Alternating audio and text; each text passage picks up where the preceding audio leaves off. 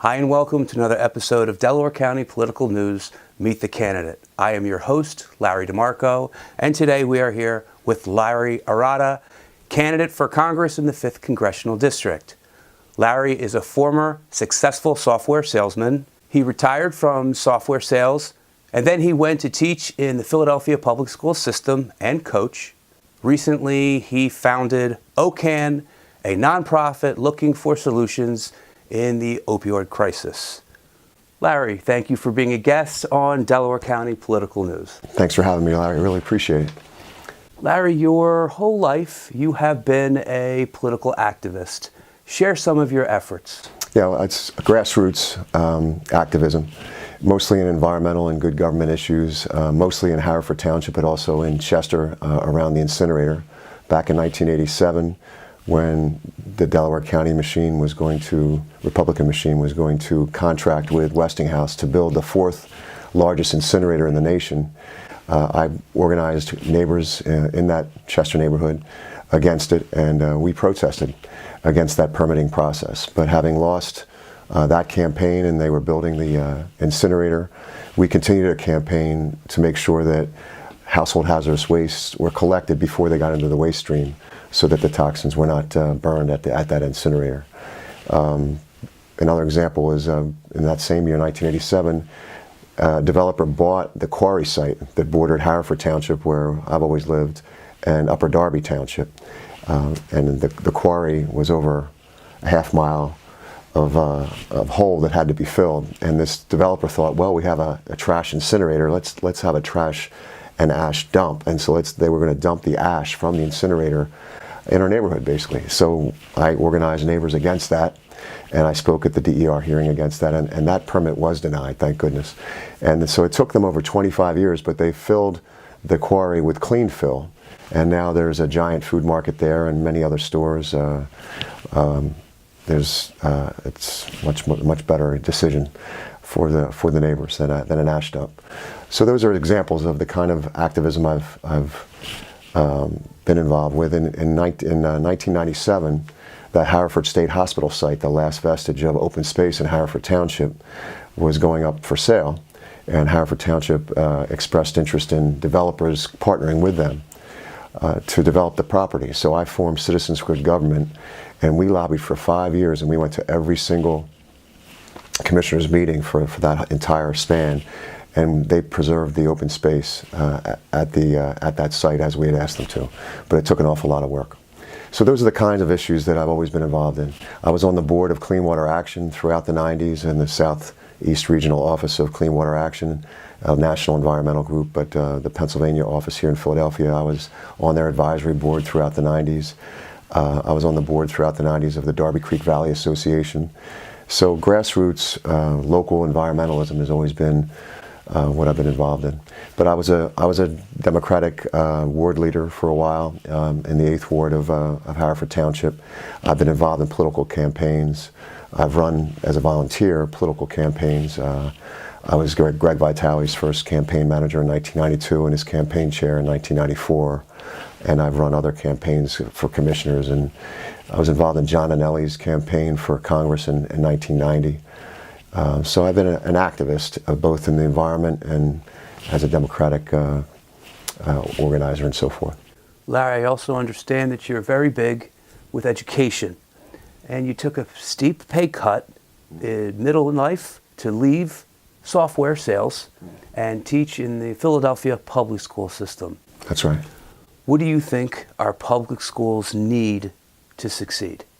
Well, our public schools, and that's one of the things that really was the impetus, was I was a volunteer mentor to many young men from the Schuylkill Falls Project. A missionary from our church asked me to mentor some of these kids that were in her after-school Bible study, and getting involved with them throughout the 90s. For over 10 years, I was mentoring these fatherless young boys.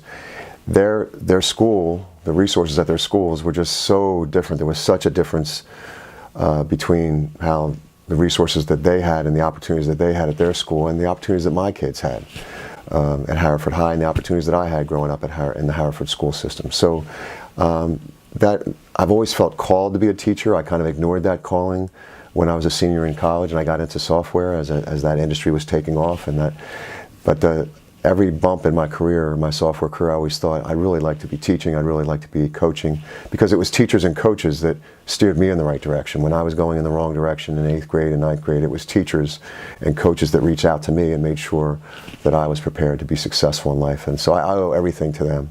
I think of Carol Kime was my 4th grade teacher. She stayed after school and made sure I was on grade level by the end of that 4th grade year.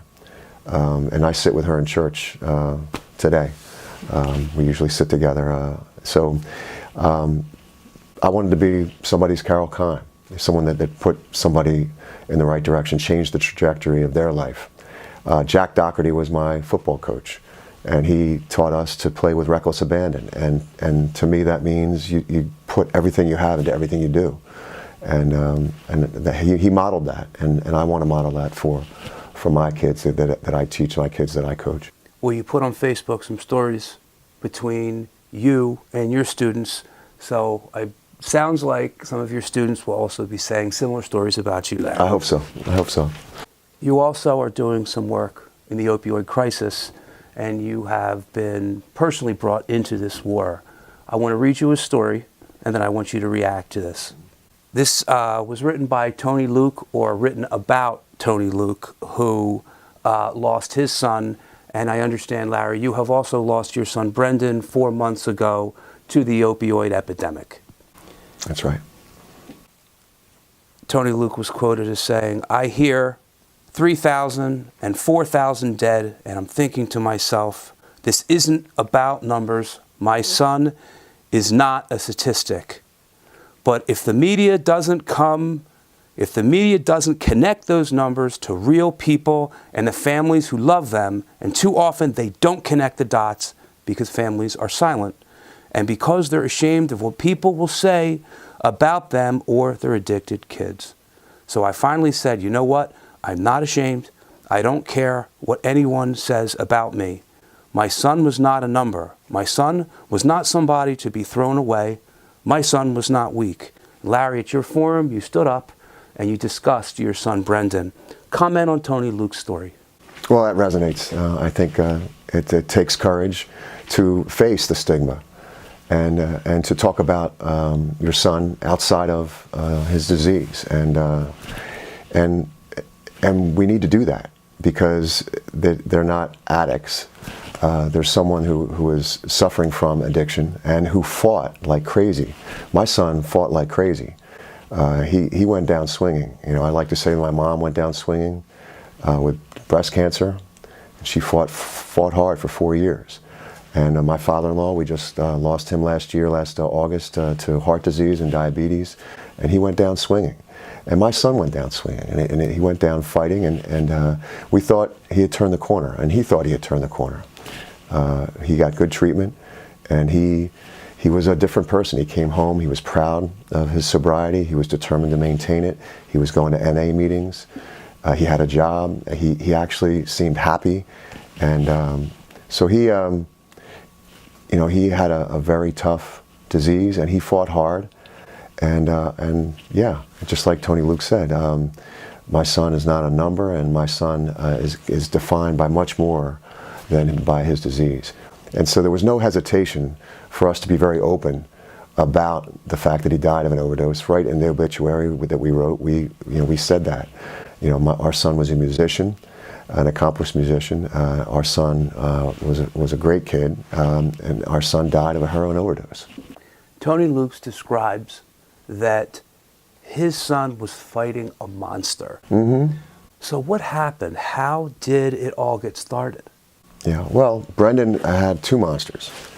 And a lot of people who suffer from addiction, it starts, not all of them, of course, but a lot of them, it starts with a mental illness that might start in their teenage years, as it did with Brendon. Brendon was bipolar, so he fought depression, and he fought manic depressive disorder. So he was always fighting that monster, and that monster hospitalized him 6 years. 6 times in the last 6 years. So depression is tough. and it's tough to fight depression. And he fought that. So we learned about his addiction 2 years ago, and so then we've learned that he's actually fighting two monsters. Like Tony Luke's son, who was fighting back pain, your son was also self-medicating to a degree. That's our theory. I mean, that's easy to believe. That's easy to understand. So it's very hard for psychiatrists who are prescribing a regimen for someone who's manic depressive to combat both of those monsters. You have manic episodes, which are dangerous, and they don't help when you're employed, when you're having a manic episode. So it's hard to hold a job. So they often over-medicate to prevent a manic episode, and it drives people into deep depression. And Brendon was driven into deep depression. Like I said, 6 times he was hospitalized for deep depression in the last 6 years. And frankly, a lot of manic depressed people go off their meds, and Brendon went off his meds sometimes. And so that could trigger a manic episode and then a deep crash into depression. So, and then he might, and again, you know, he was not open about all of this. Some of it he was sometimes, but he might have self-medicated instead of using the medication he should have been using. He might have self-medicated with recreational drugs. So again, so a lot of that is mystery. A lot of that's fact that we know about. A lot of it's conjecture, but it's been a rough 6 years. I know this, that he did fight hard. Those last 2 years, he was in treatment. He received very good treatment. He wanted to be sober. He was proud of his sobriety. He was determined to maintain it. He fought hard, and he went down swinging. So that I know. Those last 2 years, he was really trying to overcome his addiction. So that's a fact. So how will you remember Brendon? Well, Brendon was a sweet kid. He was a quiet kid. Brendon was an amazingly gifted musician. He could listen to a song and then play it on the piano, play it on the drum. He could read music, and he could write music, create music on the piano, on the drum. He's just very creative. He could play the piano facing the piano, and then he would just to entertain, he would turn around and play it backwards, facing away from the piano. And still keep tune? Yeah. Still keep the melody? Yeah. Very good. He was skilled. He was skilled on the piano, he was skilled on drums. And he was passionate.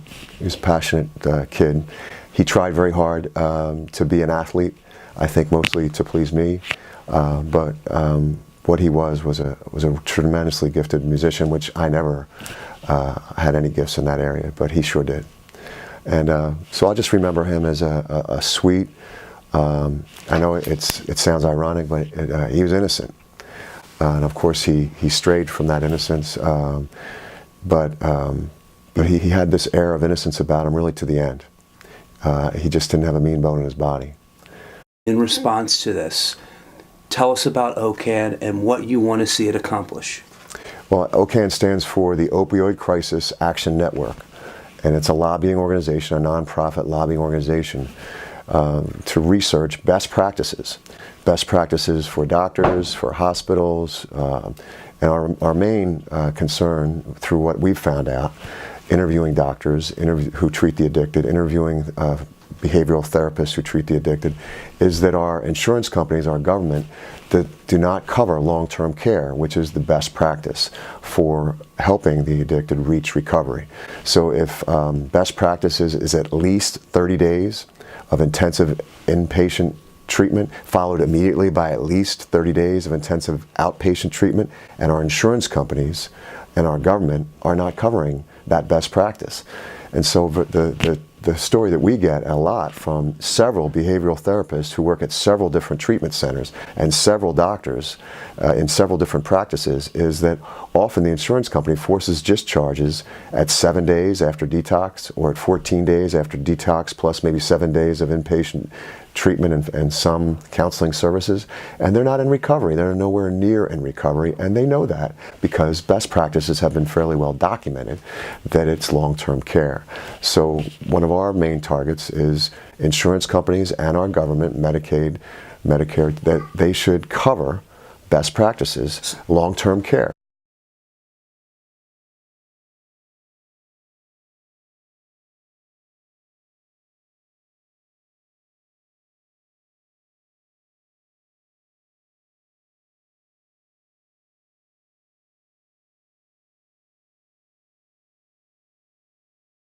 Well, I think it's criminal.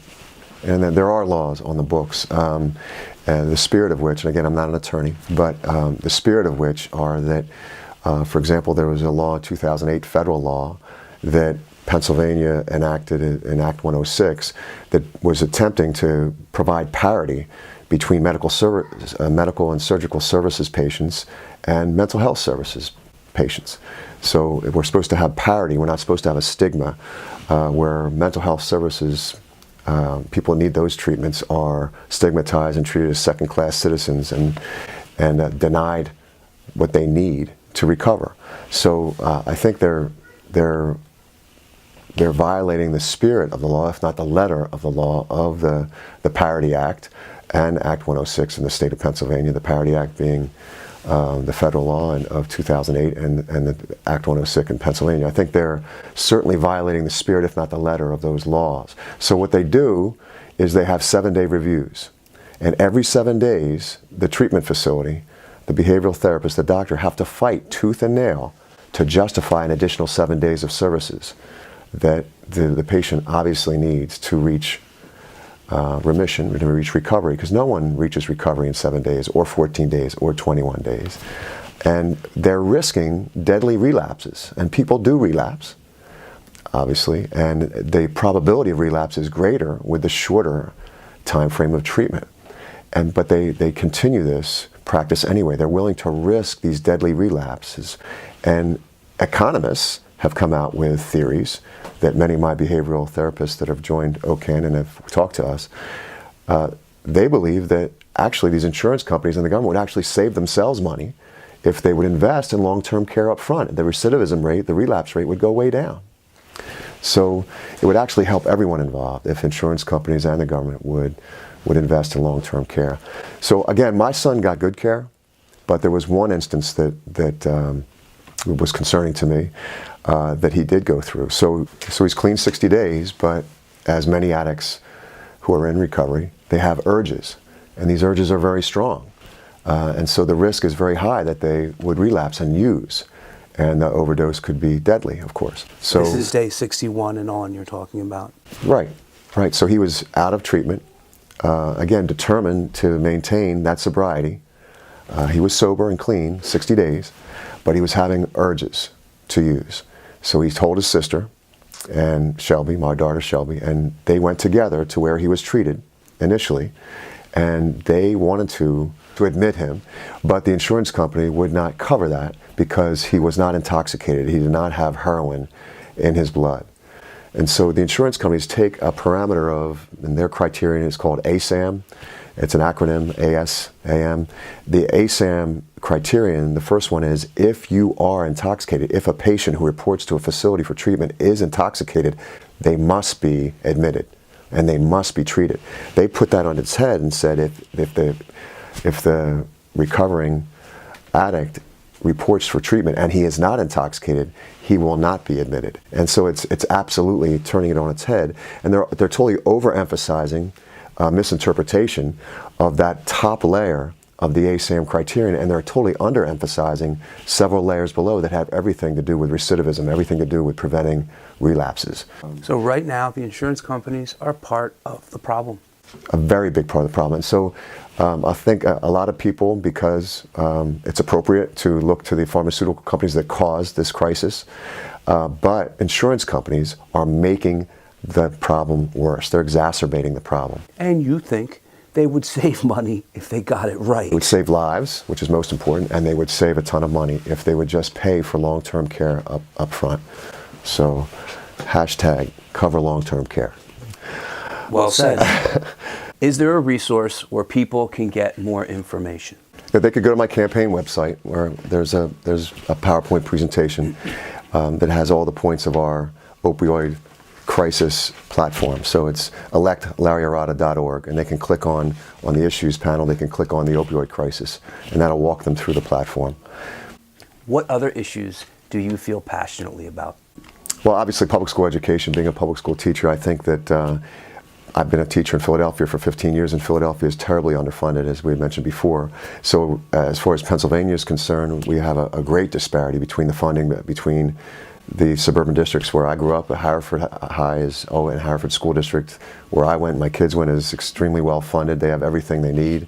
Radnor, which is part of the district, is the same. Lower Merion, a piece of Lower Merion, is also part of the district. These are some of the most well-funded districts in the nation.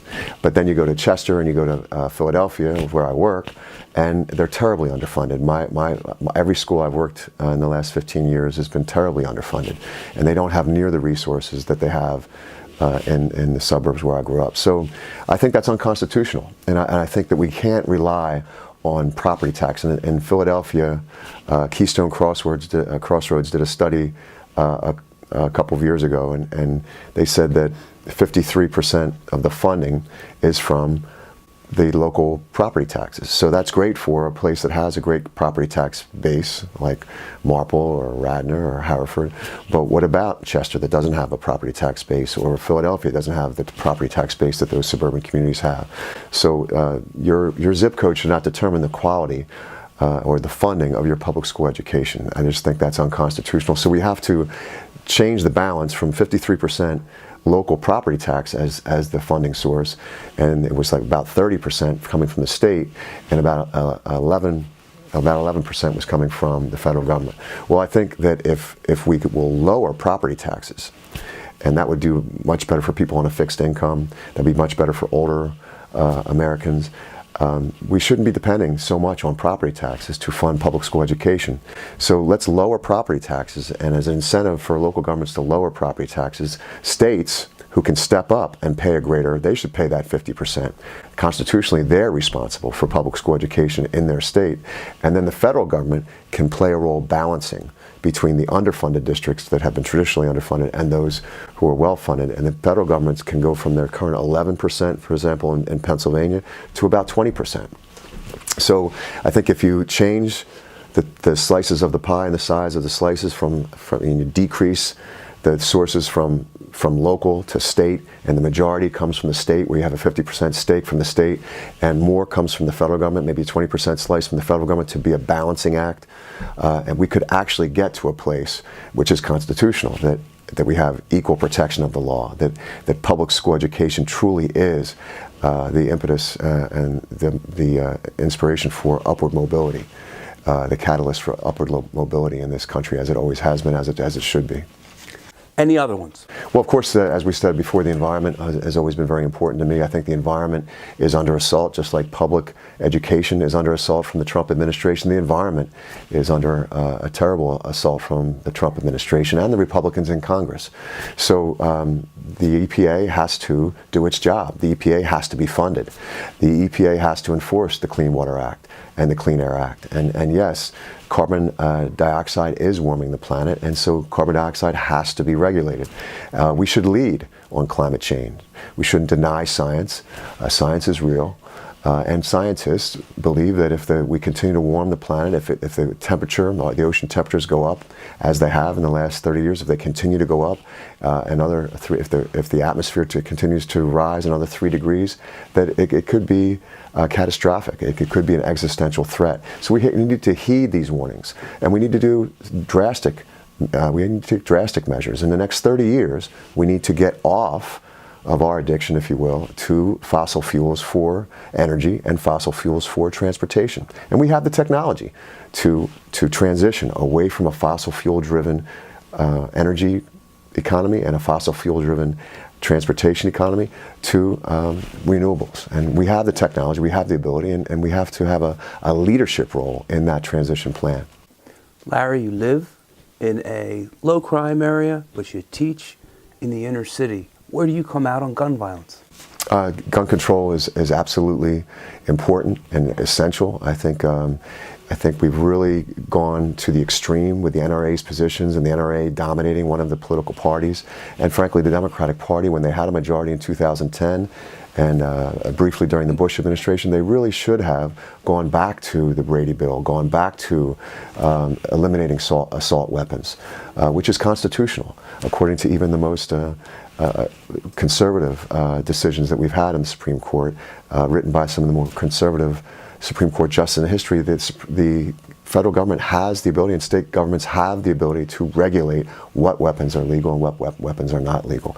So Maryland just had their very restrictive law where 45 different models of guns, semi-automatics as well as automatic weapons and bump stocks were outlawed. That was upheld by an appellate court. That should be federal law. Every one of those weapons should be outlawed and banned. Bump stocks, automatic weapons, anything that's a military-style weapon, it's designed to kill as many people as possible in the shortest amount of time. We don't need that to protect ourselves. We don't need that to hunt. And it's certainly been the weapon of choice for many people who shoot up schools and who are gangbangers. I've gone to funerals for my students murdered on the streets of Philadelphia. I stand at the door when there's a lockdown, and I'm willing. If someone comes through that door, I'm willing to die for those students. I'm willing to take on that shooter.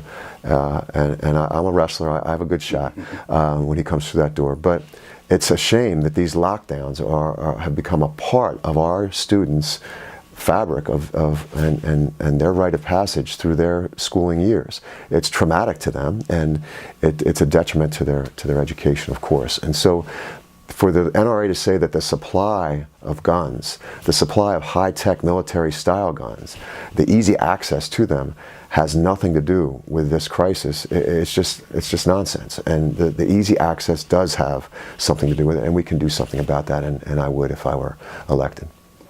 Why should people vote for you? Well, I've been an active, as you said, I've been an activist my entire adult life in environmental issues, in good government issues. I studied politics at Princeton, and I've been involved in politics my whole adult life. So I'm not a neophyte. I know the issues. I know public school education. I'm committed to providing equal opportunity of public school education. It's been a passion of mine my whole life. Protecting the environment has also been a passion of mine the whole life. And of course, doing something about the opioid crisis, the biggest public health crisis that this nation has ever faced, bigger than the AIDS crisis of the 80s and 90s. 56,000 Americans died during 10 years of the Vietnam War. We lost more than that last year to heroin overdoses, one of them being my son. So I'm committed to solving this crisis. These are the biggest problems that our nation faces, and I'm ready to address them. Larry, I did tell you before, but I want to tell you again, and on behalf of all our viewers, my sincere condolences on the loss of your son. I appreciate that very much. Let's leave it there, and I want to thank you again for being a guest on Delaware County Political News. Thank you for having me, Larry. I really appreciate it. My pleasure. We have been here with Larry Arata, and I am your host, Larry DeMarco. If you like this video, share it with all the people on your contact list and Facebook friends. We are signing off. Tune in next time. Bye for now.